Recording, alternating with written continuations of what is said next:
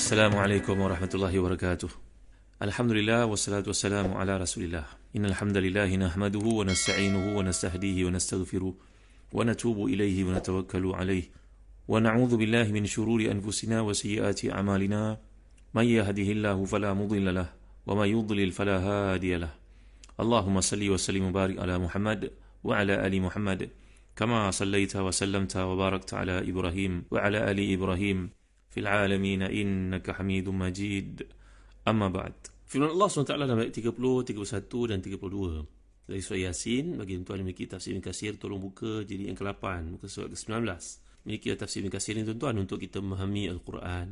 Kerana terjemahan kadang-kadang boleh menghalang kita memahami maksud yang dikehendaki sebenarnya oleh Allah. Jadi memiliki tafsir Ibn Katsir ni antara laluan kita untuk memahami kalam Tuhan dengan lebih jelas lagi. Firman Allah SWT, أعوذ بالله من الشيطان الرجيم يا حسرة على العباد ما يأتيهم من رسول إلا كانوا به يستهزئون ألم يروا كم أهلكنا قبلهم من القرون أنهم إليهم لا يرجعون وإن كل لما جميع لدينا محضرون صدق الله العظيم. Alangkah besarnya penyesalan terhadap hamba-hamba itu. Tidak datang seorang Rasul pun kepada mereka, melainkan mereka selalu memperolok-olokkannya. Tidakkah mereka mengetahui betapa banyak umat-umat sebelum mereka yang telah kami binasakan? Bahawasanya orang-orang yang telah kami binasakan itu tidak kembali kepada mereka. Dan setiap mereka semuanya akan dikumpulkan lagi kepada kami. Dalam kuliah lalu, saya telah huraikan kepada tuan-tuan maksud ya hasatan alal ibad. Iaitu ni merupakan satu nida. Jadi kalau kita belajar bahasa Arab ada bab nida, munada, munadi, kita belajar bab ini, iaitu ini merupakan satu nida lil hasrah alaihim. Seperti seolah-olah apa yang dimaksudkan kat situ, ya hasratan fahazihi min ahwaliki allati antahduri fiha. Ini maksudnya seolah tibalah masanya untuk engkau merasa sedih, merasa tibalah waktunya untuk engkau menyesali apa yang berlaku. Jadi ini telah pun kita pelajari antara satu bab daripada isti'arah, iaitu bagi menggambarkan penyesalan, kesesalan yang berlaku pada manusia. Bukannya Allah SWT, kerana Allah Maha Berkuasa, ilmunya bukan ilmu kita. Yang mana seseorang daripada kita mungkin merasa penyesalan atas satu benda yang tidak kita sempurnakan. Bahkan orang yang telah mati beriman pun minta untuk kembali ke dunia supaya dapat yazdad minallahi amalan, untuk bertambah lagi, menambahkan lagi kebaikan-kebaikannya jika ada peluang diberikan begitu. Apatah lagi si kafir. Jadi keadaan orang yang kafir ini, yatahassar alaihimul mutahassirun, yatalahaf ala halihim almutalahifun. Inilah keadaan orang pada hari kiamat esok. Penyesalan yang berlaku, iaitu ini merujuk kepada satu penyesalan yang berlaku kepada semua manusia, terutamanya kepada si kafir. Ataupun boleh jadi seperti kata Imam Al-Baydawi, kata Sahibul Kashaf, seperti disebut Ibn Arafah, perkataan ni disebut oleh Ibn Ashur juga, merujuk mungkin satu bab isti'arah, bahawa ta'zim ma janahu ala anfusihim, apa yang menunjuk kepada rasa sedih, rasa tekilan, rasa nak kembali semula ke dunia. Inilah seperti yang dimaksudkan dalam konteks hasratan yang telah kita bincangkan. Jadi muslim-muslimat yang dirahmati dan dikasihi sekalian, dan kemudian dalam kuliah lalu saya dah ceritakan tentang hukuman yang Allah kenakan kepada penduduk Antakya ini, bahawa Allah tidak menurunkan untuk mereka malaikat yang membawa azab, cuma Jibril saja, ataupun satu pekikan saja. Kata setengah para ahli tafsir, tidak semestinya suara itu suara malaikat Jibril, ia mungkin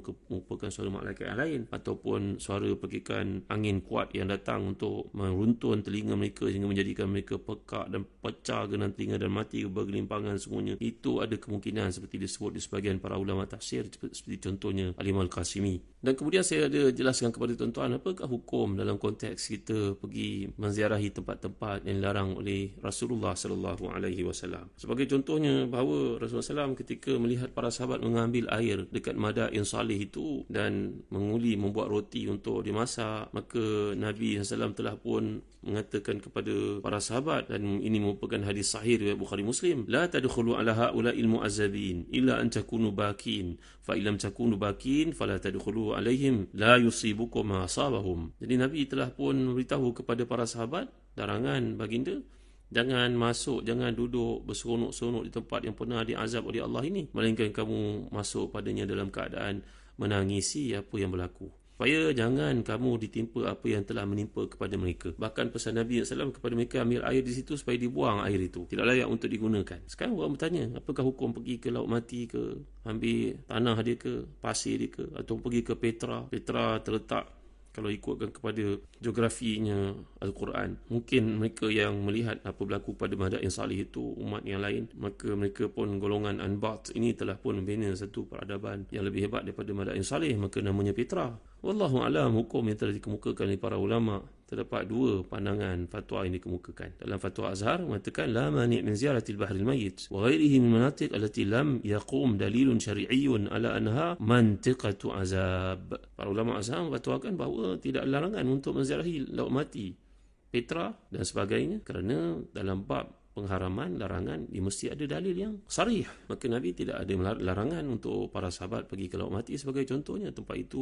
tempat persinggahan sebagian mereka ketika perjalanan ke negara Syam. Kalau ia merupakan larangan, tentu Nabi akan melarangnya. Maka la farqa bainal bahril mayyit wa ghairihi min amakin lati fi hukm syar'i hatta yathbut dalil ala takhsisihi. Jadi bila tidak ada dalil dalam perkara seperti itu, maka mengapa ada pihak yang mengharamkan, melarang sebagai contohnya? Kerana tidak ada nas yang menunjukkan Nabi melarang tempat tersebut. Maka hukumnya ma lam yarid fihi nasun, tak ada nas yang mengharamkan, maka hukum asalnya lah halal. Ini adalah pandangan yang terkuat, wallahu a'lam. Namun demikian, ada setengah para ulama yang telah pun membuat tarjih mengatakan bahawa yang dimaksudkan dengan kota Sadum adalah laut mati itu sendiri. Dari sudut kajian dikemukakan contohnya oleh Ibn Ashur dan kajian Dr. Albert, seorang yang menunjukkan pandangan kajian batu dan juga geografi, geologinya menunjukkan tempat itu memang tempat yang berlainan di atas permukaan bumi yang lain. Adakah ia benar tempat daripada dalam lapisan bumi yang telah diterbalikkan, seperti yang Allah SWT menceritakan hukuman itu berlaku kepada mereka?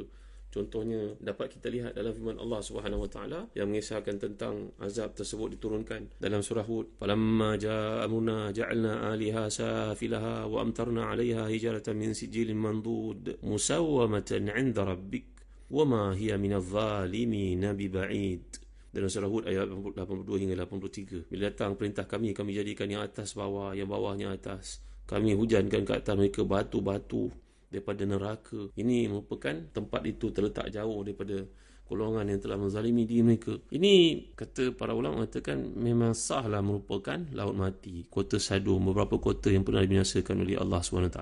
Dan dalam fatwa oleh Jawatan Fatwa Wilayah Persekutuan pun memilih pendapat ini jika kita rujuk dalam portal. Walau bagaimanapun ada keluasan dalam fatwa seperti yang telah saya jelaskan kepada tuan-tuan, iaitu fatwa para ulama Azhar dan juga Islam online mengatakan la mani' min ziyaratil bahril mayyit wa ghairihi min al-mantiq allati lam yaqum dalilun syar'iyyun ala annaha mantiqatu azab. Bila Nabi tidak mengharamkan satu perkara atau melarangnya, tidak ada nas dalam perkara tersebut, maka hukum asalnya adalah hukum halal, hukumnya harus. Tuan-tuan rahmati dan dikasihi sekalian. Baik, kita kembali kepada ayat yang menceritakan tentang hukuman Allah SWT ini. Alam yarau kam ahlakna qablahum min quruni annahum ilaihim la yarji'un. Jadi apa yang berlaku, yuhka an Ibn Abbas radhiyallahu anhuma annahu qila lahu inna qauman yaz'umuna anna aliyan mab'uthun qabla yawm al-qiyamah faqala bi'sal qaumi nahnu idhan nakahna nisa'ahu wa qasamna mirathahu. Jadi apa yang berlaku bila ada golongan pentaksub Sayyidina Ali karramallahu wajhah, mereka ini berkata, tersebarlah berita pada zaman itu lagi, Syiah ini telah muncul mengatakan bahawa Sayyidina Ali ini akan dibangkitkan sebelum kiamat. Maka Ibn Abbas yang ada pada masa itu berkata, celakanya golongan ini, macam manalah kita boleh berkahwin dengan mereka dan kita membahagikan pesaka bersama mereka. Maknanya nak katakan tegasnya, sesatnya golongan yang mengatakan demikian, tuan-tuan dimuliakan Allah sekalian. Jadi inilah yang ditegaskan bagi menggambarkan dalam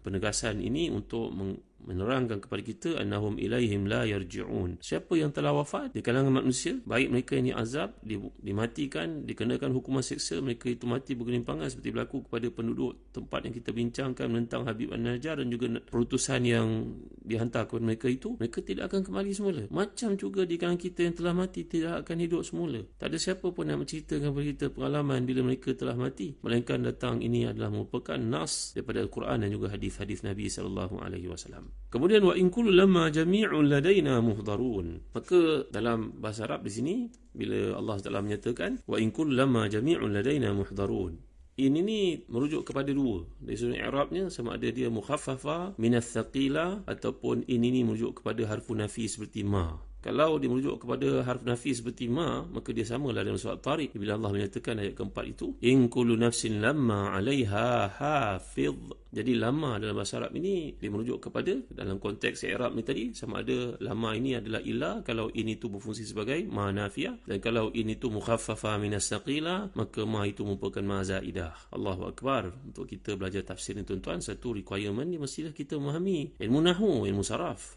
Barulah kita faham apa yang Allah Ta'ala kehendaki di situ. Dalam kita tafsir, kita akan menemui uraian sedemikian begitu panjang. Cuma adakah ia sesuai untuk saya bawakan kepada tuan-tuan dalam konteks tafsiran? Takut ia menjadi berat.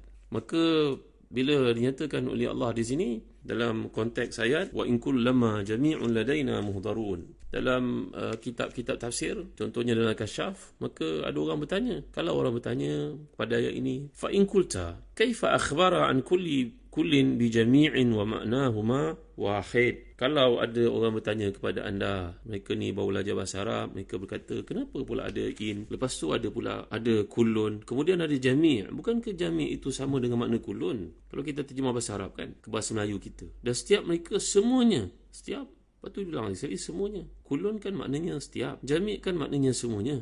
Sembahyang berjemaah, sembahyang berkumpulan, semua orang datang hadir. Begitu kan? Ada beza tuan-tuan. Ada beza sebenarnya. Kerana bila menyebut perkataan kullan, dia merujuk kepada makna ihata. La yanfalit minhum ahad. Kalau sebut kullun ini berarti semua, tak ada pengecualian. Tapi bila Allah sebut perkataan jami', maknanya kat situ ada ijtima'. Ijtima' ni makna mahsyar. Maknanya jami', mana di sini maknanya semua dikumpulkan. Tak ada datang, sebahagian datang waktu pagi, sebahagian datang tengah hari. Yang sibuk pula, tak saya nak datang petang. Yang lain pula datang minggu depan. Tak. Di akhirat besok, semua orang datang sekaligus. Tak ada nak delay, tak ada nak postpone. Tak ada nak kata aku tak sempat dah, ini boleh tak hari lain. Tak ada. Semua manusia, wa in kullu lamma jami'un ladaina muhdarun. Allahu akbar. Ini kekuatan yang ada pada bahasa Arab tuan-tuan. Lantas itu ia menjadi pilihan Allah SWT untuk jadi putusan dan juga hubungan antaranya dengan kita. Kerana bahasa ini paling kokoh tuan-tuan. Untuk pengetahuan tuan-tuan, bahasa Arab telah dijadikan bahasa untuk mencatat segala bentuk catatan arkib negara yang kuasa besar seperti Amerika itu. Menyedari bahawa bahasa Inggeris ni dia setiap 100 tahun dia berubah maksudnya. Shakespeare dulu bercakap zaman sekarang tak sama dengan apa yang kita sebut pada ini. Orang ini panggil knife, orang dulu panggil nifi. Tahu tuan-tuan? Pisau tu. Dan bahasa orang putih ni bahasa yang pelik. Kalau sebut globe, earth, tak ada bunyi pun E-R-T-H tu. Tapi bahasa Arab kalau kita sebut al-ard, alif, lam, alif, ada hamzah di atasnya, ra, dad. Semua disebutkan, tak ada satu pun yang tinggalkan tuan-tuan. Nampak tak? Maka mempelajari bahasa Arabnya satu nikmat. Dengan cara itu kita dapat mentadabbur Al-Quran. Jadi bila Allah menyatakan wa in kullu lamma jami'un ladaina muhdarun, dengar baik terjemahan ini. Setiap mereka semuanya akan dikumpulkan kepada kami, iaitu umat yang terdahulu, umat yang terkemudian, semuanya datang di hadapan kami pada waktu yang sama. Tak ada yang lain datang waktu ni, yang lain tak muat pula tempat datang kemudian, tak ada. Allah akan kumpulkan semua sekali. La yanfalit minhum ahad. Wal jami' bimakna istima' wa anal mahsyara yajma'uhum. Wal jami' bimakna fa'il, iaitu maf'ul. Seperti dalam bahasa Arab yang telah saya uraikan kepada tuan-tuan, bahasa Arab ni punya kayanya, struktur wazannya. Kalau kita sebut perkataan katil, sama dengan maktul. Kita sebut asir, sama dengan maksur. Kita sebut kari, sama dengan makruh. Kerana dia ada wazan bagai-bagai, merujuk kepada makna yang beza untuk dipakai di tempat yang sesuai. Jadi bila Allah menyebut perkataan ini, mereka semua dikumpulkan tanpa ada seorang pun terlepas, dan dikumpulkan pula pada waktu yang sama. Jami' muhdarun, iaitu muhasabun, semua akan dihisap. Allahu a'lam. Wa sallallahu ala sayyidina Muhammad wa ala alihi wa sahbihi wa baraka wa sallam. Walhamdulillahi rabbil alamin. Wa barakallahu fikum. Wassalamualaikum warahmatullahi wabarakatuh.